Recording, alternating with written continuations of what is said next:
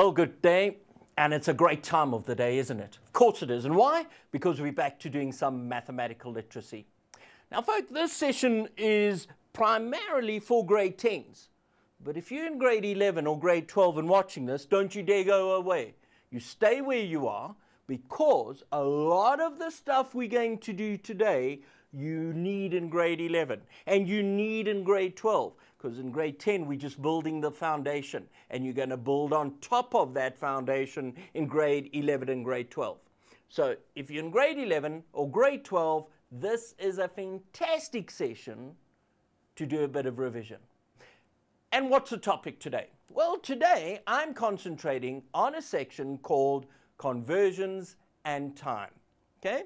Now, what do I mean by conversions? Well, what we're going to be looking at is the following. We're going to be looking at measurement and unit.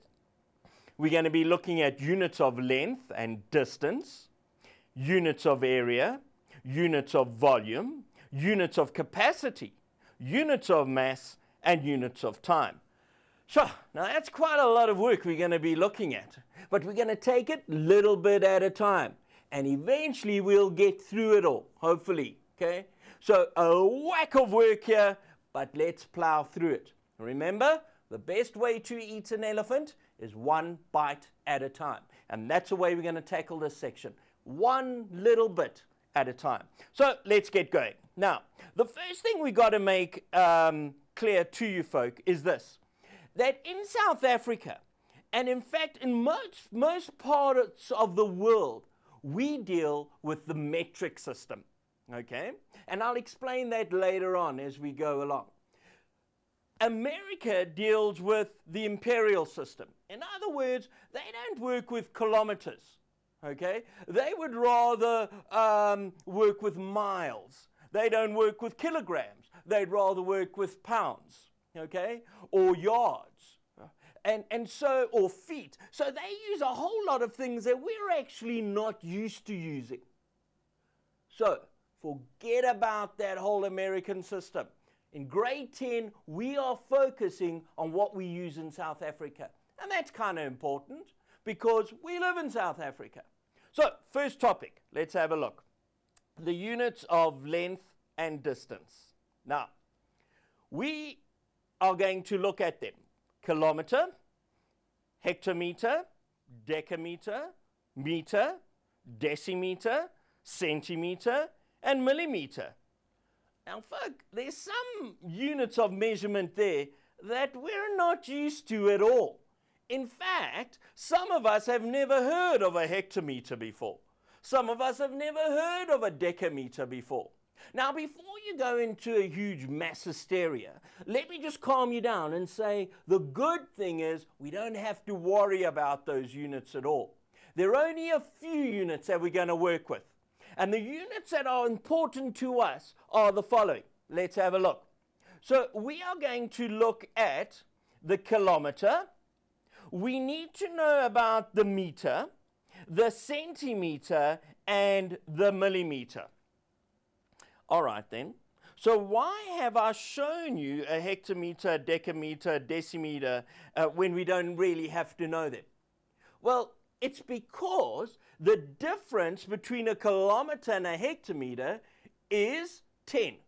The difference between a hectometer and a decameter is 10. Let's have a look here. Okay, so to get a millimeter to centimeter, I've got to multiply, or rather divide, or multiply by 10.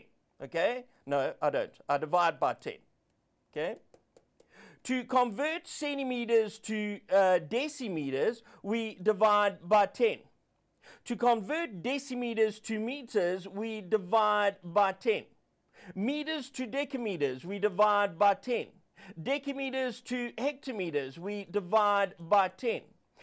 Hectometers to kilometers, we divide by 10. In other words, every time we take a step up, okay, we're getting 10 units smaller, or 10 times smaller. And this is why I've put the units down. Let's have a look here.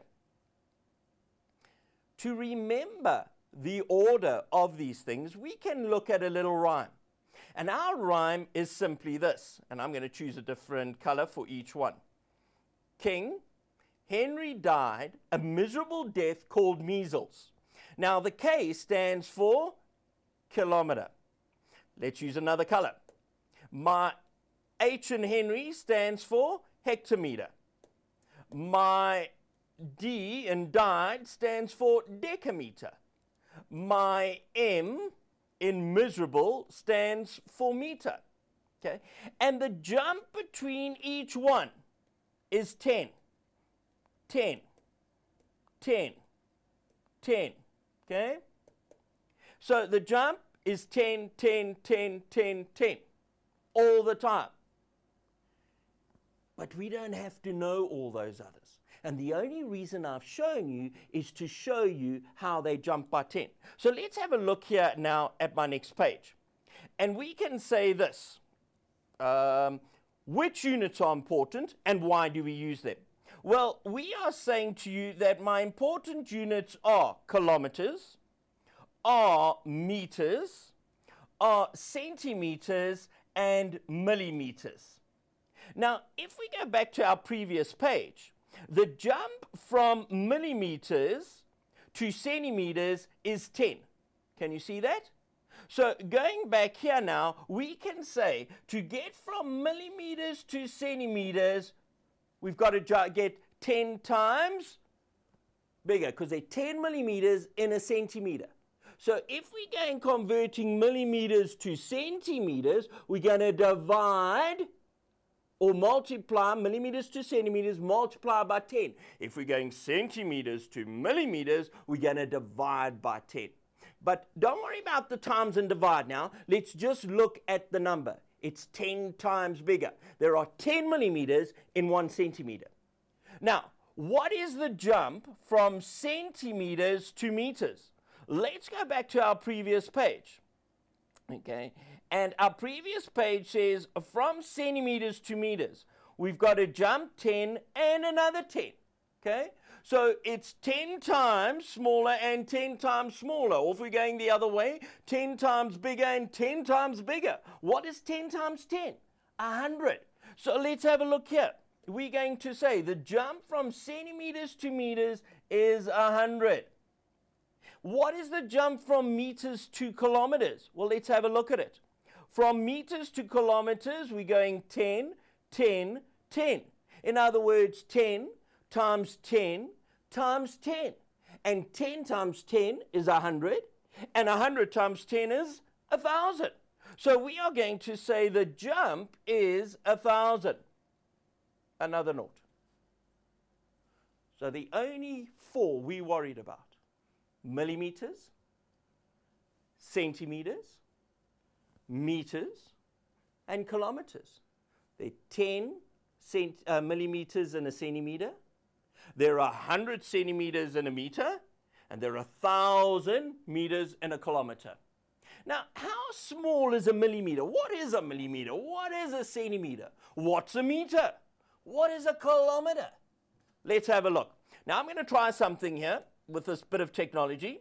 So on the screen, I have a ruler. Now, I know you can't see it very well. So what I'm going to do is I'm going to highlight something here. Now, this distance I'm drawing over here. Can you see that distance? That distance over there is 1 centimeter, right? And you can check this with the ruler that you use at school, because all rulers we use at school have measurements on them. It's a great cheat tool. You can take it into the exam. It's like taking a crib note into the exam. And it's legal, and that's fantastic. So I've got a ruler in my exam, and on my ruler it'll say 1 centimeter, 2 centimeters, 3 centimeters. Fantastic. And then if I turn my ruler around, I'll get all the little millimeters. And I'll have 1 millimeter, 2 millimeter, and you'll see they're tiny lines close to each other. So let me try and draw a millimeter for you. And this is quite difficult, so bear with me. So a millimeter is about from that line to there. In fact, even smaller than that little pink line I've drawn. Okay? And there are 10 of those tiny, tiny, tiny little millimeters in a centimeter. Okay? So tiny little 10 millimeters, 10 of them into that 1 little centimeter.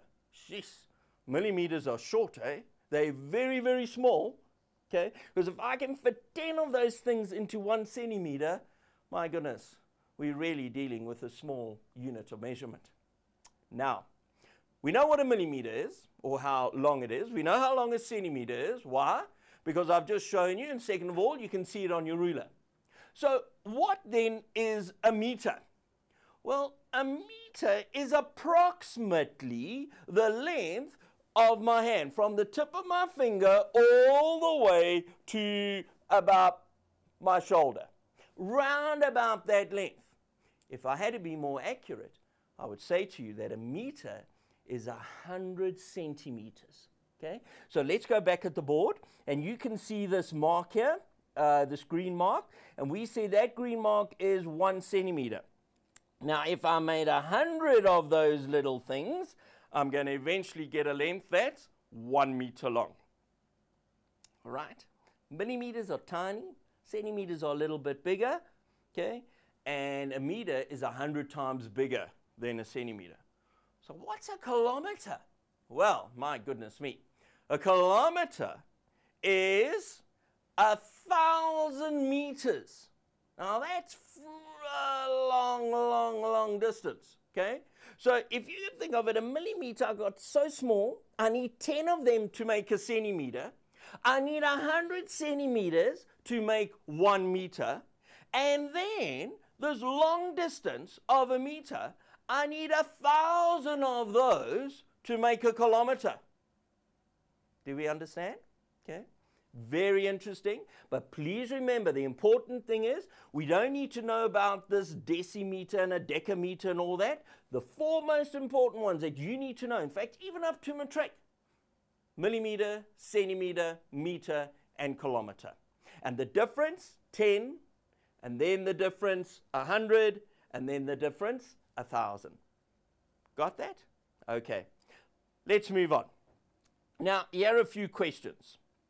What is the most suitable unit of measurement when we measure the distance from Joburg to Port Elizabeth? Now remember, we've got a choice of 4. We've got these little millimeters, we've got centimeters, which are a little bit bigger, we've got meters, and then we've got kilometers. Now, the first thing we need to decide is the distance between Johannesburg and Port Elizabeth a small little distance, or is it a huge distance? And obviously, folk, it's a huge distance. Not many people wake up in the morning and say, what shall I do today? I know, let me walk from Joburg to Port Elizabeth. Okay? Very, very few people do that. In fact, I'm yet to meet one. Why? Because it's such a long distance. And if it's a long distance, I want to use a big unit of measurement. And let's look at these 4. Which is my biggest unit of measurement? Of course, it's my kilometers. So if I'm measuring the distance between 2 towns, I'm going to use kilometers. Right, next one. What is the unit of measurement, or most suitable unit of measurement, when we measure the length of this pen? So here's a pen. Right. Now, folk, the pen is not very, very, very long. Okay? It's not the length between Durban and Johannesburg, or Johannesburg and Port Elizabeth, or Bloemfontein and Kimberley. It's much smaller than that, obviously. Right? But it's not so small that we can hardly see this pen. Right? And it's not that long, like more than a meter long. So it's in between. It's not huge, it's not tiny, it's in between there somewhere. So let's have a look at this. So if I've got millimeters, or centimeters, or meters, or kilometers, right? What's the best unit, guys? Must be centimeters, hey? I can take my ruler and measure in centimeters how long that pen is. Agreed? Could I use millimeters? Yes, I could. I probably could. I could use millimeters if I wanted to. Could I use meters? Well, that wouldn't really be practical, because this is not even a meter long. So we're going to get 0, something of a meter. And we don't want to work with commas if we don't have to. Now, next one. What is the most suitable unit of measurement when measuring the length of a rugby or a soccer or a hockey field. Now, folks, you've got some sort of an idea how long a rugby field is and how long a soccer field is or a hockey field. Now, we are not going to take that ruler that you use at school and go along and measure how long that is. Okay? It's going to take you a very long time. And quite frankly, it's quite impractical to do that. Are we going to use kilometers? Well, no. Why not? Because if we think of kilometers, I'm thinking of the distance between two towns. And there's no way a soccer field is the length or the same length as the distance between two towns. We're going to have some very, very tired hockey players or rugby players or hockey players if that's how long our field is. Okay? So no, what are we going to use? The chances are we're going to use meters. So that's when meters would kick in. All right, now another one. I put this in, seems like a bit of fun. Let's have a look at it. What's the best unit of measurement when we're measuring the diameter of your boyfriend's bicep? Okay, so if we had to measure the diameter, what do I mean by diameter? I mean from the top to the bottom. Now, I want to know how big this bicep is. Now, folk, I've been asked not to flex my bicep because it's quite scary. Okay, huge, humongous, and it would just be impractical because then we're going to need kilometers to measure how wide that is, all right? So I'm not going to flex my muscle, but you, next time you see your boyfriend, and I'm talking to the girls, I hope I'm not talking to the boys, but I'm talking to the girls. Next time you see your boyfriend, ask him to flex his muscle and try and measure how big or how long that muscle is, how wide it is, okay? Measure it. What are you going to use? You're not going to use kilometers, because if you've got to measure your boyfriend's bicep in kilometers, your boyfriend has a huge problem, okay? Something's wrong. He's using something he shouldn't be using to get a bicep so huge, okay? Are we going to use millimeters? Well, I hope not. Because if you're going to use millimeters to measure his bicep, guys, ladies, there's not much there. Time to move on to a new boyfriend, okay? Am I going to use a meter stick? Well, I don't think so. Chances are I'm going to use centimeters. And for those of you guys who go to gym, you'll know when you go in and the fitness instructor or the guy at the gym who's training you, he will take a tape measure and he'll measure around your arm, okay? And he will say, gee, your bicep is 30 centimeters in diameter, in circumference, okay? From the one end all the way around 30 centimeters. He's not going to say, hey, this is like 30 meters. Or this is 0.003 meters. Not at all. He's going to tell you in centimeters. Okay, I hope we're getting an idea of when the best time is to use millimeters, when it's best to use centimeters and meters or kilometers. Got an idea? I hope so. Right, our next step then is the following. We are going to look at the conversion. Now, we've spoken about this, okay? And we've said that centimeters, if I start with millimeters, and I go to centimeters, and I go to meters, and I go to kilometers, we've already said this. From millimeters to centimeters, there are 10 millimeters in 1 centimeter. Can you see that? Because we were 10 times bigger. Here it's 100 times bigger. In other words, 1 meter, one of these is made up of 100 centimeters. And from meters to kilometers, we got 1,000. Okay, we're jumping up by 1,000 times. In other words, 1 kilometer, one of these is made up of 1,000 meters. Now, we're going to use that when we answer the following questions. So let's have a look at them. Now, convert 0.56 kilometers to meters. So here we go. We've got 0.56 kilometers. And we want to change that to meters. Now, here's the question, right? Is meters smaller than kilometers? Right. Now, let me just interrupt myself. I like doing that because if I don't do it, my wife will. So I'm going to interrupt myself and say this, that your teacher will teach you this concept in her or his own way. There are different ways to teach this section, okay? I teach it in the following way because to me, it's the easiest way. And I'm a very simple mind, so I like to keep things simple. Got it? So, what I say to my students is this: which is smaller, meters or kilometers? And they will say, sir, meters is much smaller. Okay. Now, we're going to do things differently. If I say it's smaller, you would think you divide. But I'm going to say, if it's smaller, let's do the opposite. Let's multiply. If it's bigger, let's not multiply, let's divide. What on earth am I talking about? Let's have a look. So, first of all, we know there are 1,000 meters in a kilometer. So I know I've got 0.56 kilometers. I'm going to either multiply or I'm going to divide by 1,000. And that's the problem, folk. And that's what so many students battle with in their final matric paper even. Okay? I've got 0.56 kilometers. I want to change it to meters. Is it going to be bigger or is it going to be smaller? Do I multiply? Do I divide? Let's have a look. We have more meters in a kilometer, don't we? And because we have more meters, we expect a bigger answer. So I'm going to say times. So all we've got is 0.56 times 1,000.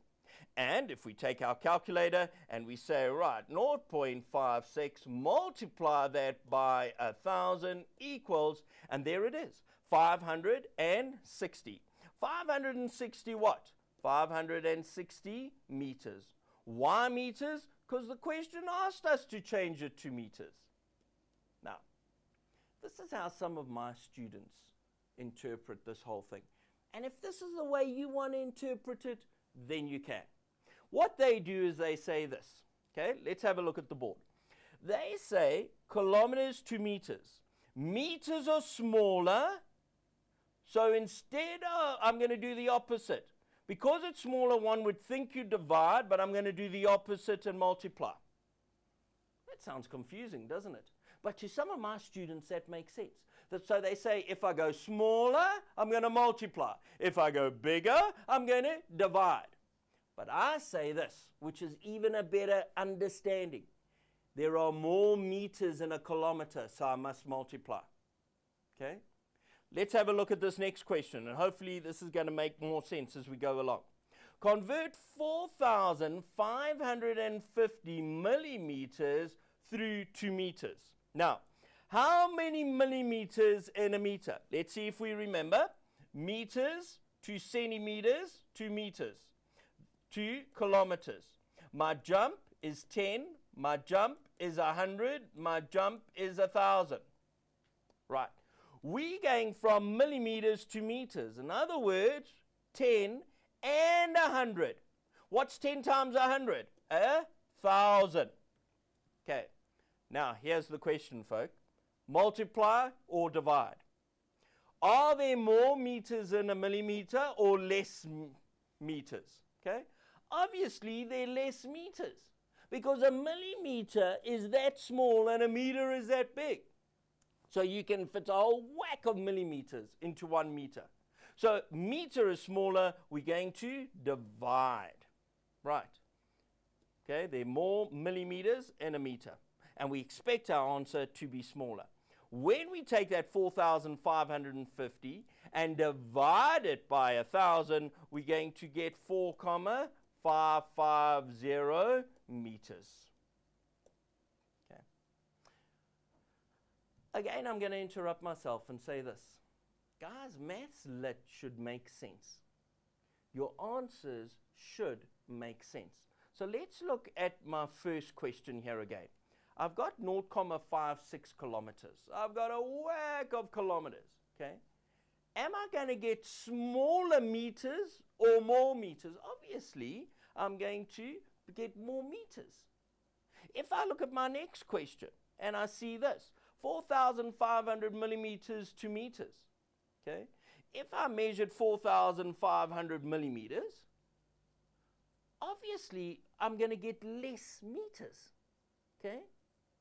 So 4,500 millimeters cannot, if I multiplied by 1,000, cannot be 4,550,000 meters. It just can't be. Okay? So always check your answer. Is it making sense or is it not making sense? Let's have a look at another one here. 1,67 meters, 2 centimeters. Instead of redrawing it, let's have a look at this. Okay? So I've got 1,67 meters. Okay? I'm going from meters to centimeters. What's my jump? It's 100. Now, meters to centimeters. There are more centimeters in a meter, so I expect my answer to be greater. When I multiply by 100, I'm going to get 167 centimeters. Let's look at another. We got another 3 to do here, so let's go for it. 3,5 kilometers, 2 millimeters. Sure, now this is a big one, right? 3,5, now if we look at it, we've got kilometers, 2 meters, 2 centimeters, 2 millimeters. The jump is 1,000. The jump is 100. The jump is 10. So let's have a look. From kilometers to millimeters, we've got 1,000 and 110. So we've got 1,000 times 100 times 10.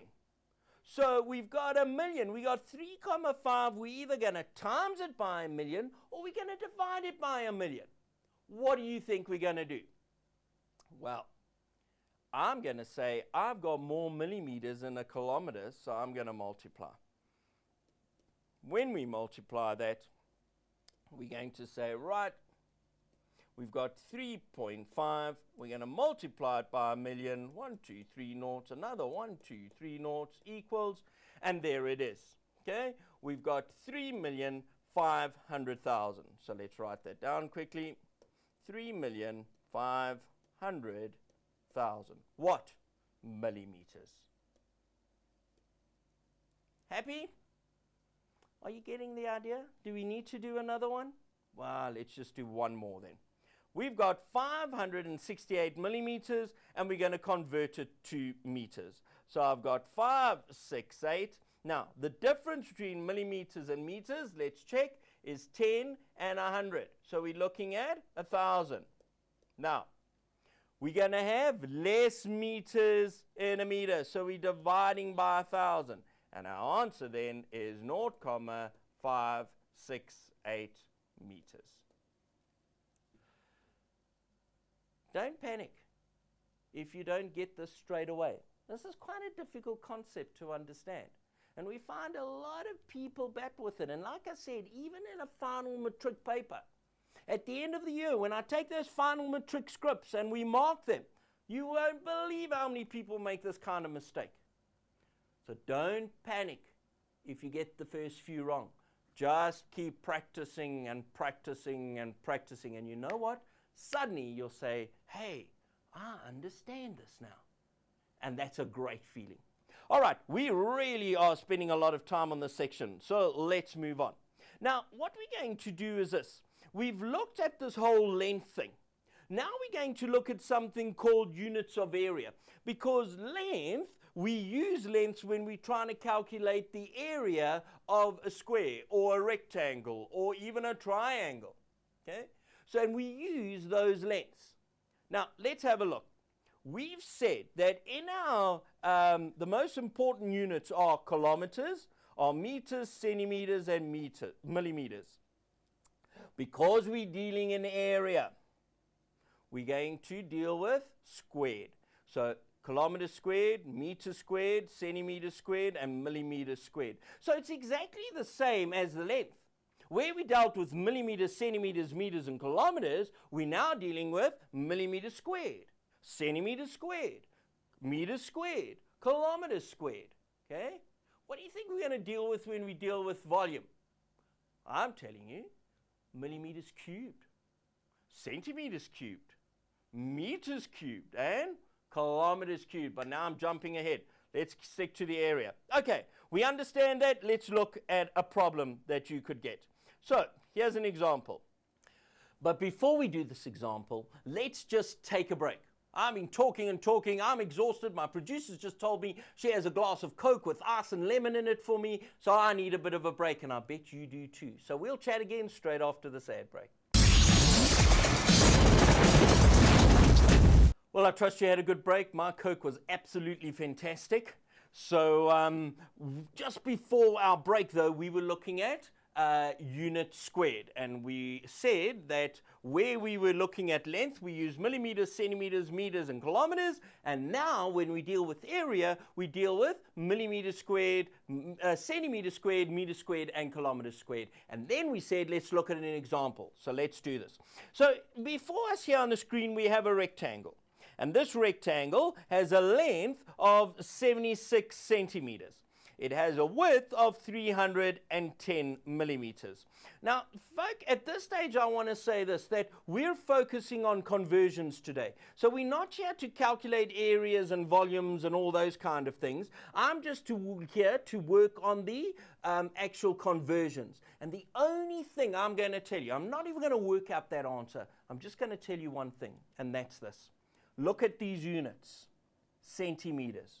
Look at these units, millimeters. If we look at the question, it says use the formula and calculate the area, your answer, centimeters squared. What's that mean? That means before I even think of doing this question, I need to convert all my units to centimeters. Now, the length is 76 centimeters, so we can leave that alone. But if we look at the breadth, we see that the breadth is a horrible 310 millimeters. So all we've got to be sure of is change these millimeters. So I've got 310 millimeters, and I want to change it to centimeters. How many millimeters in a centimeter? There are 10. So I'm going to divide it by 10 and get 31 centimeters. And that's all I really want to point out to you today is this. When we're calculating area, you've got to get the units the same. Why? Because you can only get millimeters squared or centimeters squared or meters squared or kilometers squared. If we didn't make the units the same, let's have a look here. Let's be silly. Let's pretend we had millimeters times centimeters. What's my answer going to be in? Millimeters, centimeters squared? There's no such thing, okay? If I said centimeters times meters, what's my answer? Centimeters, meters squared? There's no such thing. The units have to be the same because I can only get millimeters squared or centimeters squared or meters squared or even kilometers squared. Do we understand that? Okay? And I just felt I had to let you know that. In the same way, if we look at volume, we got kilometers cubed, meters cubed, centimeters cubed, millimeters cubed. Again, what I'm trying to point out to you is this. If we look at this example, it's a horrible one because it says calculate the volume of this rectangular prism. And we've got meters, we got centimeters, we got millimeters. Folks, you can't calculate area, you can't calculate volume unless those units are the same. And if you looked at the question, it says give your answer in centimeters cubed. So what are we going to do? We're going to say this is ugly. We can't work in meters. We got to convert it to centimeters. This is ugly. We can't work in millimeters. We got to convert it to centimeters. So when we do the conversion here, we're going to land up with 76 centimeters. When we do the conversion here, we're going to land up with 30 centimeters. Now I have centimeters, I have centimeters, I have centimeters, and now, and only now, can I calculate the volume. And like I said, we're not here to worry about how to calculate volume, we're just focusing on the units. And so that's all I'm going to tell you there. Got it? Very important thing. And you know what? Even in the matric, last year, we had students who try to calculate area, who try to calculate volume when the units were all different. Oy, that is just one of the biggest sins you can commit in mathematical literacy. So don't you dare do it. Right, let's move on. Now we're going to look at units of capacity. Guys, in life, we don't only have a measured distance, but sometimes we've also got to measure the amount of liquid, right? And there are there are three important measurements that we use. The most important one, or the most common one, is the liter. So let's have a look at it. The liter, right? Smaller than the liter is the milliliter. Bigger than the liter is the kiloliter. Now, what's the difference between the two? There are 1,000 milliliters in a liter. There are 1,000 liters in a kiloliter. How many millimeters in a kiloliter do you think there are? Well, let's have a look. If there are 1,000 times bigger here and 1,000 times bigger there, there must be 1 million milliliters in a kiloliter. Okay. When would we use these measurements? We would use these measurements. Well, let's look at them individually. A liter. If you go into Pick n Pay and you are very, very thirsty, okay, you would probably look at a liter of milk, and that's 1 liter. My producer ran out just now and bought me a 2-liter Coke, measured in liters. When would I use milliliters? I would use millimeters if I want small amounts of liquid. Then I'm going to use the milliliters. When would I use kiloliters? I would probably use kiloliters if I want to know how much water is in the Vaal Dam. I'm not going to measure how much water is in the Vaal Dam by measuring how many little milliliters there are, or even how many liters of water there are. We're probably going to use the kiloliter. Do you understand when we use them all? So millimeters, I'm using small amount of measurement.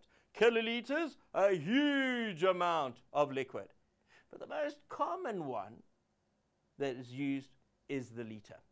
Let's have a look and see how we convert. Now remember, there is 1,000 milliliters in a liter and 1,000 liters in a kiloliter. Let's have a look at some of our questions. Convert the following. We want to convert 2,5 liters to milliliters. Now remember, we said we've got milliliters, we got liters, and we got kiloliters. Okay? The jump 1,000 times and 1,000 times. Now, liters to milliliters, liters to millimeters, there's a jump of 1,000. And we need to know, do we have more milliliters or less milliliters? Well, milliliters, you get more milliliters in a liter, hey? Because there are 1,000 millimeters make up 1 liter. So timesing that by 1,000, and we're going to get 2,500 milliliters is the same as 2.5 liters or 2,5 liters. Let's look at this one. 3,8 kiloliters, 2 liters. So I've got 3,8. Now, how many liters in a kiloliter? There are 1,000. Are there more liters? Yes, there are more liters more liters in a kiloliter. Okay? So I'm going to times by 1,000. When I multiply that by 1,000, 3,800 liters. Are we all right on this? Do I need to do another example? Perhaps I should. Just one more. So let's have a look at this example here. We want to know how many liters are there in 3,586 milliliters. So I've got 3,586. And remember, I have a jump of 1,000. There are 1,000 milliliters in 1 liter. So I'm going to multiply or divide by 1,000. Well, there are less liters in a milliliter. So I'm going to divide by 1,000. And my answer is going to then be 3,586 liters. Like I said earlier, when we dealt with the measurement section, guys, this is not an easy concept to understand.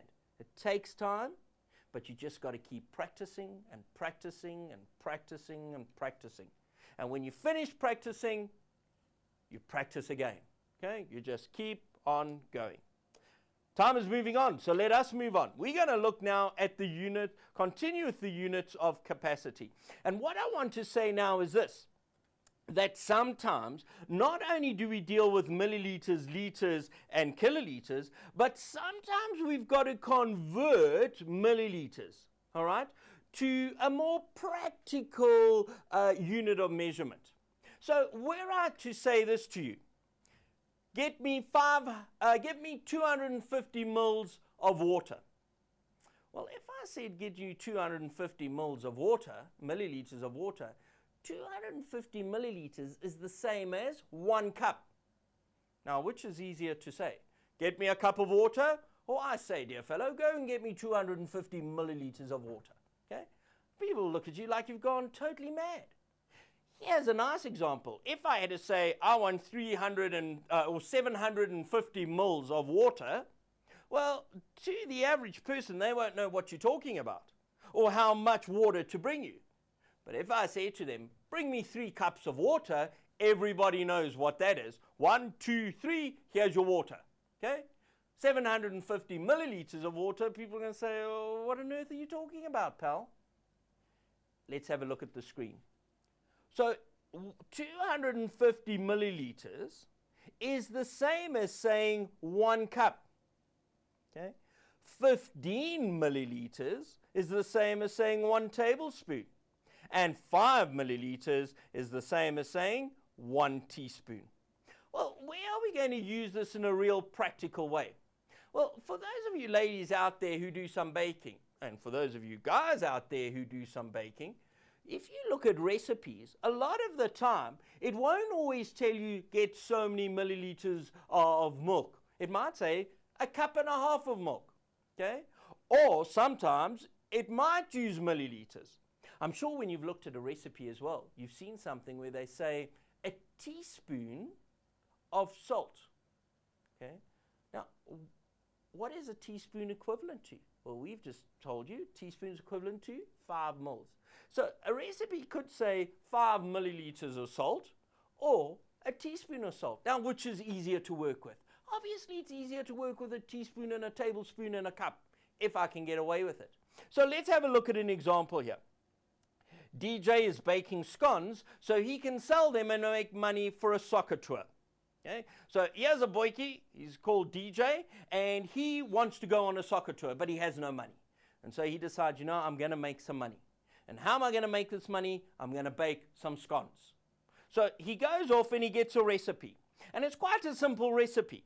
It says quite clearly 500 milliliters of milk, 375 milliliters of flour, 45 milliliters of baking powder, and 7.5 milliliters of salt.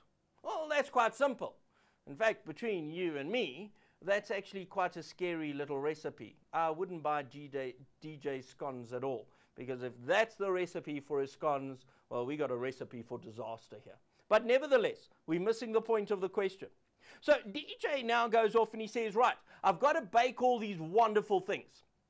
I've got to have 500 milliliters of milk, 375 millimeters of flour, so many millimeters of baking powder, so many millimeters of salt. So he rushes into the kitchen with much gusto and enthusiasm, and to his horror, he discovers he doesn't have a measuring jug that shows milliliters. And so now he has one of 2 options. The first option is to say, oh, well, I tried. That's the end of that, okay? Or he can say, you know what? I do mathematical literacy. And in class today, we learned the following. We learned that 1 cup is equal to 250 milliliters. So let me look here. Here, I have 500 milliliters. So if 1 cup is equal to 250 milliliters, but I need 500 milliliters, how many cups is that? It's 2 cups. So instead of saying 500 milliliters, DJ is going to say, well, that's like saying 2 cups. Instead of saying 375 milliliters of flour, what's he now going to do? Well, if 1 cup is 250 milliliters, what is half a cup? Half a cup is 125. So he's got 250 mils and 125 mils, so that's 1 cup and that's half a cup. Together that gives you 375 mils. So he actually needs 1.5 cups of flour. Let's have a look at this. 45 milliliters of baking powder. Do you remember that 15, can I get rid of all this? Let me get rid of all this quick to give us more space here quickly. We just read now that 15 milliliters is equal to 1 tablespoon. What's 45? 45, how did I get 15 to become 45? I multiplied by 3. What's 1 times 3? 3 tablespoons. So he needs 3 tablespoons of baking powder. Okay? He really wants these scones to rise, so he's going to use as much baking powder as he can. 3 tablespoons. Now, he needs 7,5 milliliters of salt. He also learnt in Maths Lit that 5 milliliters is equal to 1 teaspoon. So let's write that. 5 milliliters is equal to 1 teaspoon. Now, I just want to stop you here and show you something. Please take note, tablespoon, we use capital T, teaspoon, little t. The last thing we need is like a whole whack of tablespoons of salt into our scones. Then we've really got problems. Okay, so 5 milliliters is 1 teaspoon. So 7,5. So if 1 is 5 millimeters, we know that 2.5 milliliters is half a teaspoon. So 5 and 2.5 is 7.5. So we've got 1.5 teaspoons of salt. So here's the exciting thing. David John doesn't have any measuring tools, any measuring jugs at home at all. But in every kitchen, there's a cup, there's a tablespoon, and there's a little teaspoon. And yes, just using that cup, the tablespoon and teaspoon, he's able to make his scones. Why? Because he needed 2 cups of milk, he needed 1.5 cups of flour, he needed 3 tablespoons of baking powder, and he needed 1.5 teaspoons of salt. He was able to get all his ingredients, throw them in a pot, mix them all up, throw it in the oven, and come out with the most revolting scones you could ever come across. Okay? Don't use this recipe. This is not a good recipe. I actually made it up. So beware. Do we understand now how we can change things? So not only are we changing milliliters to liters or kiloliters, now we can even change milliliters to cups, or milliliters to tablespoons, or milliliters to teaspoons. This is exciting stuff. And it's stuff that we can use nearly every day of our lives.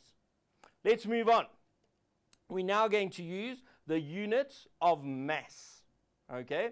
So, in mass, we're going to deal just with 4 of them. We're going to look at the ton, the kilogram, the kilogram, grams, and milligrams. Now, how many milligrams in a gram? There are 1,000. How many grams in a kilogram? 1,000. How many kilograms in a ton? 1,000. Can you notice? We're jumping up by 1,000 every single time. Okay. I'm going to interrupt myself again because I like doing that. And as I said before, if I don't interrupt myself, my wife will do it. So let me do it. When we convert centimeters to meters or kilometers, when we convert milligrams to grams to kilograms, when we convert milliliters to liters or kiloliters, guys, the most important thing to remember is this. You have got to know those conversions. You've got to know that there are 1,000 milligrams in a gram. You've got to know that. That's now specified in the CAPS document. In the good old days, we would tell you there are 1,000 milligrams in a gram. Now, you've got to know that. Okay. So tonight, when you go to bed, you say goodnight to mom and dad, you get on your knees, you say your prayers, and then you get into bed and you start reciting. There are 1,000 milligrams in a gram. There are 1,000 grams in a kilogram. There are 1,000 kilograms in a ton. Amen. And you go to sleep. Okay? But you've got to keep revising. You've got to keep teaching yourself this stuff. Okay, so when do I use tons, kilograms, grams, and milligrams? Well, let's have a look. What is the most suitable unit of measurement when measuring the mass of a tablet? So I'm standing here and I pick up a little headache. And I want to take a tiny little pill. Now, I'm going to be able to take more pills than someone who is a tiny little kid. Okay? And sometimes pharmacists say, well, if your mass is so much, you've got to take so many milligrams on a tablet. If your mass is so much, you take this amount of milligrams in the tablet. So tablet weighs a very little, doesn't it? It doesn't weigh a huge lot. It's just a tiny little mass. And so we're going to use milligrams. Okay? So let's have a look at it. Which one? Milligrams, grams, kilograms, or ton? A tablet weighs a minute amount, so we're going to use milligrams. Which unit are we going to use if we want to measure the mass of flour when baking? Well, generally we would use grams. The recipe would say 500 grams of flour or 750 grams of flour. Very seldom would it say kilograms. Could you imagine, hey? Going off and making a cake and it says use 12.3 kilograms of flour. Folk, we're not making a cake this big. We are making then a cake humongously big, okay? So we normally, when we're dealing with baking recipes and things, we would say so many grams of flour or so many grams of sugar. Let's move on. Which unit would we use when you're referring to my mass? Now, you got to be careful how you answer this one. I know you're looking at me and thinking, oh my giddy aunt, we've got a huge bloke here, okay? So would we use milligrams? Not at all, because if my scale was measured in milligrams, I'd stand on it once and that would be the end of the scale. Would I use grams? Well, I think not. If I stood on it, it would probably verbally ask me to get off it, okay? Would I use kilograms? Well, there's an option. Would I use tons? Well, that depends if my wife's answering this question or not. But I'd like to believe I don't quite weigh a ton. Well, not yet anyway. So for a human being, the average human being, we would measure their weight in kilograms, right? When would I use a ton? Well, maybe if I wanted to weigh all the gold in South Africa. Measuring all the gold in South Africa, that's quite a mass. That's pretty heavy. And so to use milligrams is not an option. To use grams is not an option. To use kilograms, well, maybe. But if I'm measuring all the gold in South Africa, guys, I'm going to say we have so many tons of gold. Okay? And would it be great to get your hand on some? Of course it would. Let's move on. Now, we're going to do a bit of conversion. So let's do this. So we said from milligrams to grams, we got 1,000. From grams to kilograms, they're 1,000. Okay? And from a kilogram to a ton, we have another 1,000. Right. So kilograms to grams, there's a difference of 1,000. 3, and the difference is 1,000 times bigger or smaller. Well, is it bigger or smaller? Grams, there are more grams than in a kilogram, so it's times. So 3 kilograms is 3,000 grams. 25 grams to milligrams. Okay, so from grams to milligrams, there's a different 1,000 times bigger or smaller. Which is it? Milligrams are smaller. Okay, so we are going to say there are more milligrams than in a gram times. So we've got 25,000 milligrams.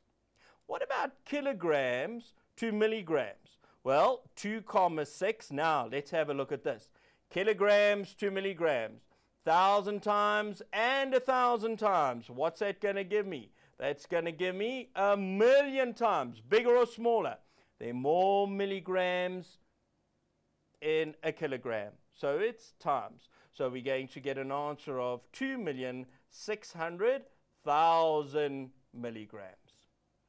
Right, folk, all this talking about grams and kilograms has made me realize that I've actually lost a kg or two while standing here in front of you. So I think it's time for me to go just for a few minutes and grab something to eat and just put on a kilogram or two. So we're going to take a quick ad break and I'll be back, and then we're going to look at time. So don't go away. In fact, just make this time a 5-minute break and we'll chat soon.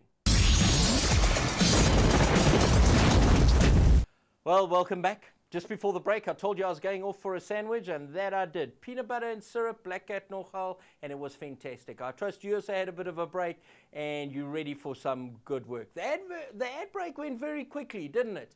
In fact, time really flies. And that's what we're looking at now, time. So let's have a look here. Units of time. Now, folk, we're going to look at this, and I'm going to work from the bottom up. Our smallest unit of time we know is seconds. And then we deal with minutes, then hours, then days, then weeks. We also then go on to months and years as well, don't we? But that kind of creates a bit of a problem, and I'll tell you why just now. So first of all, seconds. Now, how many seconds are there? Oops, let's get a pen. How many seconds are there in a minute? There are 60. How many minutes in an hour? There are also 60, aren't there? So if you were to look at a clock, and I'm not talking about a digital clock, I'm talking about one of those ones with the funny hands that go around and around, the old type, the type that your grandparents used to use and maybe your parents used. Nowadays, you guys all use the digital clock, okay? But next time you look at an actual, what do they call it, like analog clock, that little thing that ticks around, the long hand, the little second hand, count how many seconds it takes to do one revolution, okay? And you will find that there are 60 little ticks to when it gets back to where it started from. In other words, 60 seconds in 1 minute. How many minutes in an hour? There are also 60. How many hours in a day? And this is where people make mistakes, because they seem to get on a bit of a rhythm and they say 60, 60, 60. Well, it's not, eh? There are only 24 hours in a day. So 24 hours. How many days in a week? There are 7 days in a week. Now, just now I say to you, sometimes you also get, after weeks, we get months, and then we get years. And this is where complications set in. Because how many weeks are there in a month? Well, that's a little bit problematic, because they're not always exactly 4 weeks in a month. In fact, 4 weeks means 28 days, doesn't it? Because every week is 7 days. So if I had 7, 7, 7, 7, I've got 28 days. Now, we don't always have months with 28 days in them, do we? Okay. January doesn't, February does, unless it's a leap year, then suddenly they're 29, and that just adds another complication. March doesn't, April doesn't, May doesn't, none of the months do, except February, if it's not a leap year. So for us to turn around and say there are 4 weeks in a month, guys, we're playing around here, okay? That's not always true.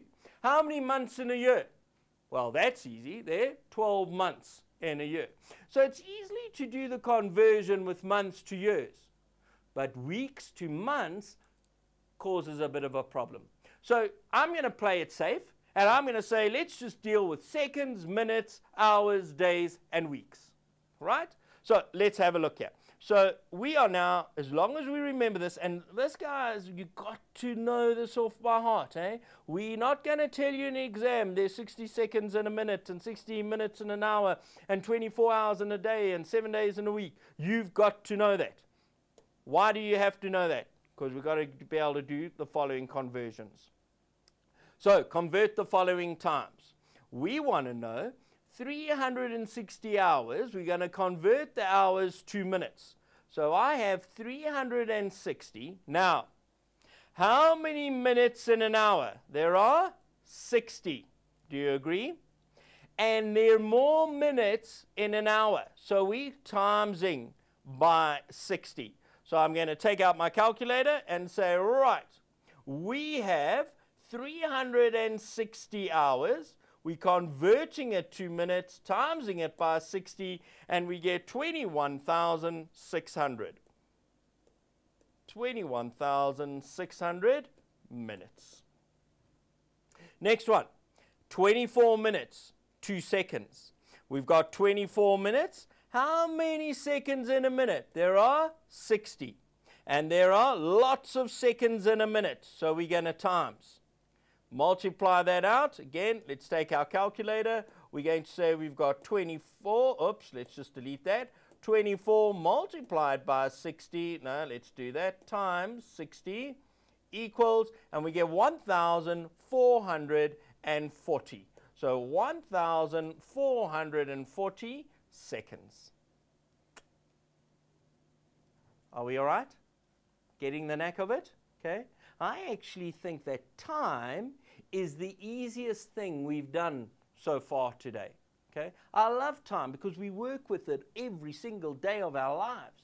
Sometimes it gets complicated converting milliliters to kiloliters. It gets complicated converting grams to kilograms. It gets complicated converting millimeters to meters. But converting time is a practical thing we do every day. Okay? Let's move on. 21,600 seconds, 2 minutes. So I've got 21,600. How many seconds to a minute? There's 60. Now, there are fewer minutes. So we're dividing by 60. What's my answer? Let the calculator do the work. 21,000, if the calculator can, 21,600. Divide that by 60, and we get an answer of 360. So my answer is 360 minutes. So 360 minutes is the same thing as 21,600 seconds, or 21,600 seconds is the same as 360 minutes. Let's look at our next one. We're going to convert 360 hours to days. So I've got 360. How many hours in a day? 24. Now, there are fewer days in an hour. We're going to divide by 24. Again, let our calculator do the work. We've got 360. We're dividing by 24, and we get an answer of 15. So my answer then is 15. So the 15 days make 360 hours, or 360 hours is equivalent to 15 days. Getting the knack of it? Of course you are. I can sense it already. Let's keep going. We want to convert 294 days, 294, to weeks. Now, how many days in a week? There are 7. Okay? Because we're converting to weeks, we're going to have less weeks. Divide by 7. Calculator does the work for us again. 294 divided by 7 equals 42. So I'm going to get an answer of 42 weeks. In other words, 42 weeks is the same thing as 294 days, or 294 days is the same thing as 42 weeks. And sometimes it's easier to work in weeks than what it is to work in days, isn't it? So if I go off to my son, and my son's 8 years old, okay, and he is about this short, it's not that big, he's about this short, and I go to him and I say, boy, we're going to Disney World. Or, hey boy, we're going off to Durbs to play in the sea. He's going to be so excited. He's going to say, Dad, when are we going? If I say to him, hey boy, we're going off in 294 days' time, oh, that poor kid is just going to absolutely collapse. But if I say to him, hey, we're going in 42 weeks' time, well, he might not quite understand the length of 42 weeks, but 42 is a much smaller number than 294, isn't it? Okay? Now, next one, converting 7 days to minutes. Let's have a look. 7 days. We've got a problem here with this problem. And the problem is there's a step missing. Because do you remember we work in weeks, then we go to days, then we go to hours, then we go to minutes. So to get to minutes, days to hours, they're 24. Okay? Hours to minutes, 60. So we've got to convert the days to hours first before we get to minutes. To convert our days to hours, we are going to multiply by 24. Now we've got our answer in hours. But we don't want it in hours, we want it in minutes. So how do we convert those hours to minutes? We multiply by 60. So we're going to multiply by 60. Can you see what we did? We multiplied by 24, then we multiply it by 60. And our calculator does it very well for us. Now, throughout this little session here, I keep telling you, let's see what the calculator does, or let the calculator do it. Okay? Let's use our calculator. Guys, use your calculator.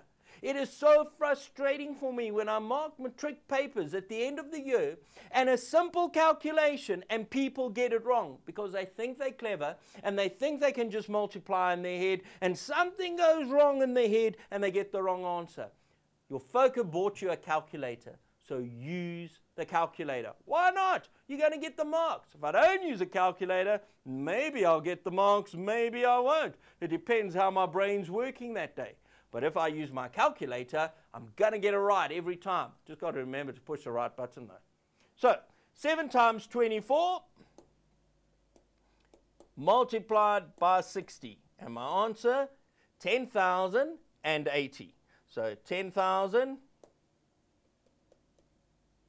Okay, and what was that answer? Let's just go 10,080. There we go. I thought it was that. So there are 10,080 minutes in 7 days. And what's 7 days? 7 days is the same as 1 week. Tomorrow you can go off to someone and say, in 1 week's time, it will be the same day as it is today. Or you can go to them and say, in 10,080 minutes, it'll be the same day as it is today. Okay? Act clever. Your girlfriends will love it. Next one. 1 million. Oh my goodness. Now we're dealing with huge numbers. I always get nervous when we deal with huge numbers. 1,058,400 seconds. Let's write that. Seconds, 2 days. Now, do you remember? Seconds is the next, and there's 60 seconds in a minute. We are going to try and convert these seconds into days. So what are we going to do? Well, the first thing, seconds to days, we're going to have a lot less days than what there are seconds. So we're going to divide. Seconds to minutes, we divide by 60. Minutes to hours, divide by 60. Hours to days, divide by 24. Sure, that's a long calculation. There's nothing to stop you from breaking that calculation up. In other words, you could take 1,058,400, divide it by 60 and get your answer. And say, well, that's my answer in minutes. Now we're going to convert it to hours. So let's divide it by another 60. Now I have an answer in hours. Now I'm going to convert it to days. So I'm going to divide it by 24. Or we can do what I've done here and do it all in one step. 1,058,400 divided by 60, divided by 60, divided by 24. Again, calculator, it's going to do all the work for us. So 1,058,400 divided by 60 to get it into minutes, divided by 60 to get it into hours, divided by 24 to get it into days, and there's my answer. 12,25. Okay.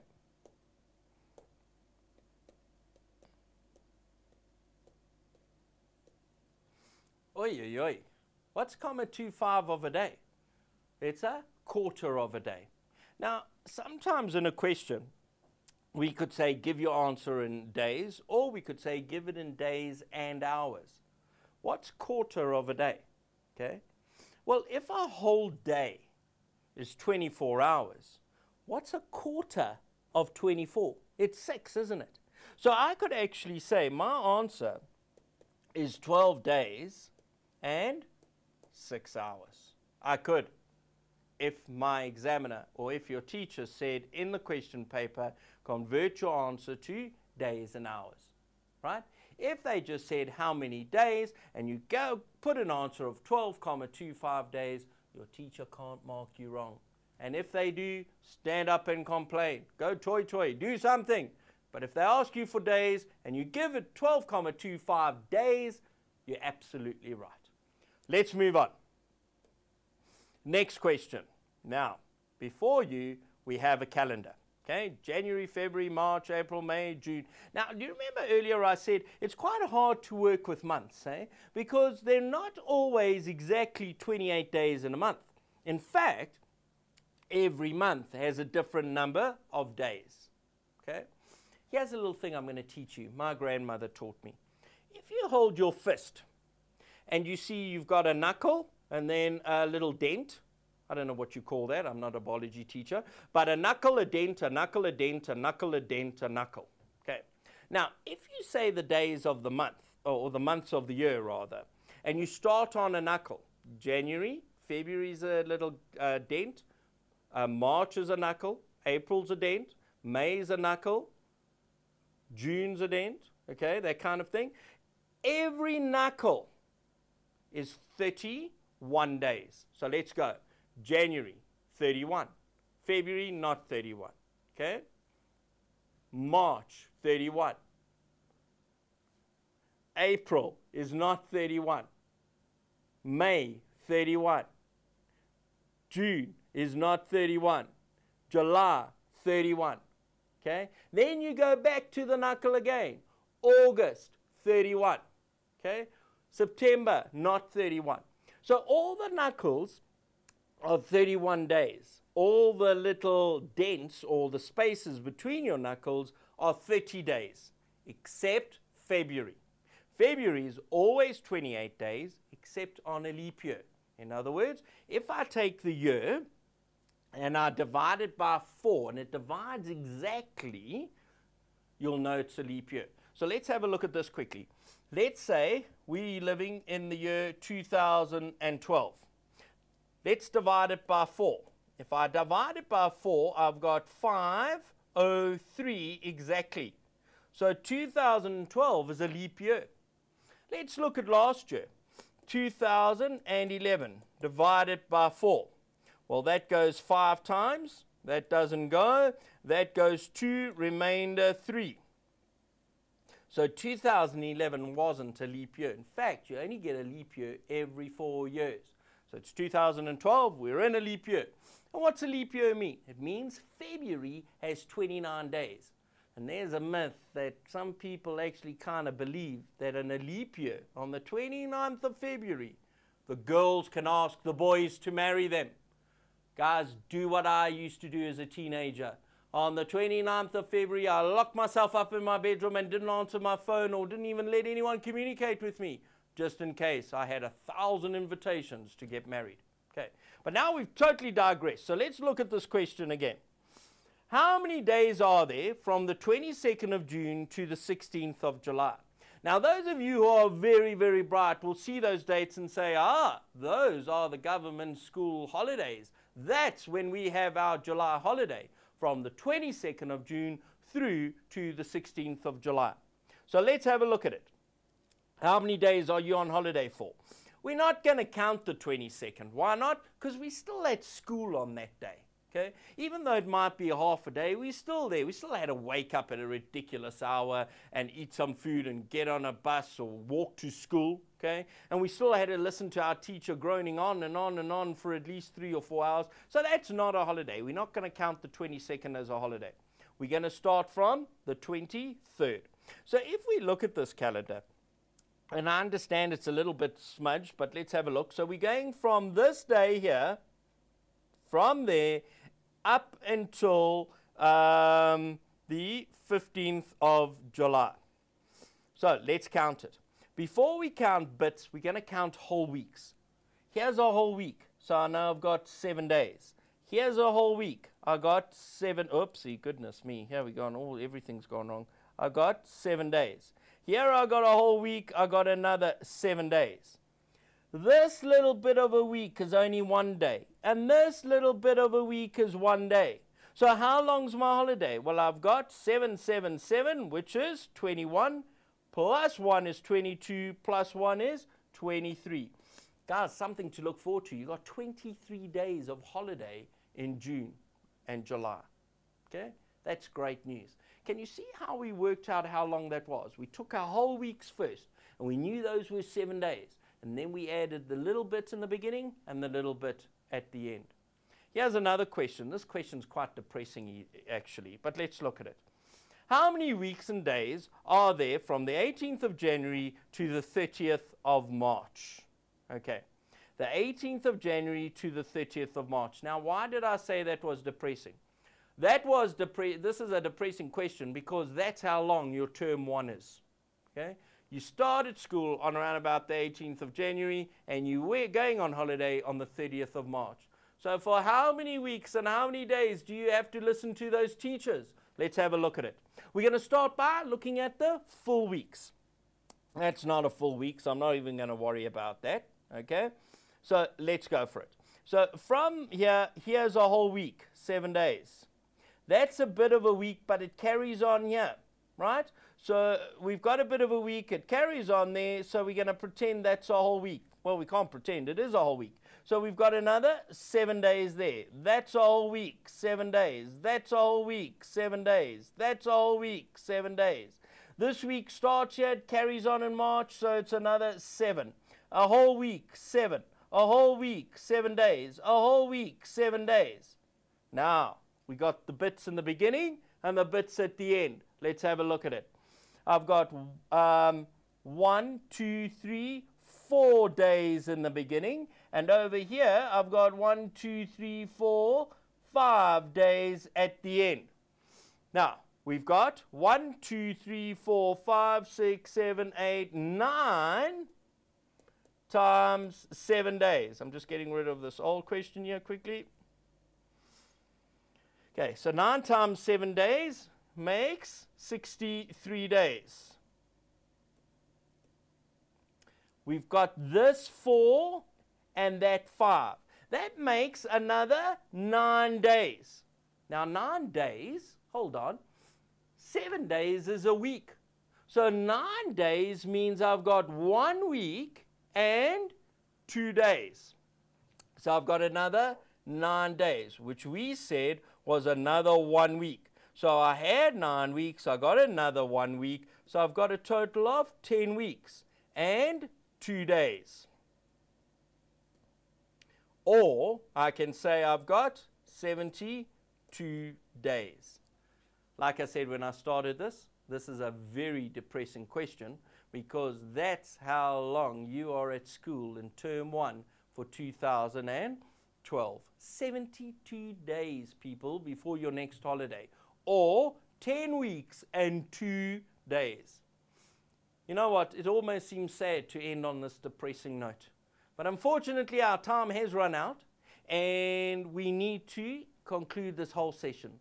So just quickly then, we've looked at conversions, and we've looked at how to convert from one unit to another. We've also looked at time and how to convert certain time. So for example, seconds to minutes or minutes to hours or whatever the case is. The one thing I want to stress, and I've stressed it throughout the session, is this. Guys, this is not easy to do these conversions. It requires a lot of practice. You're going to practice it now in grade 10. When you get to grade 11, you're going to be confronted with it again. You've got to practice again. When you get to grade 12, it's going to hit you in the face again. Practice again. Okay? So, we concluded by looking at time, and time has run out. I trust this has been a great session with you. Cheers. Thanks for joining us. And hey, who knows? I may see you next time. Cheers.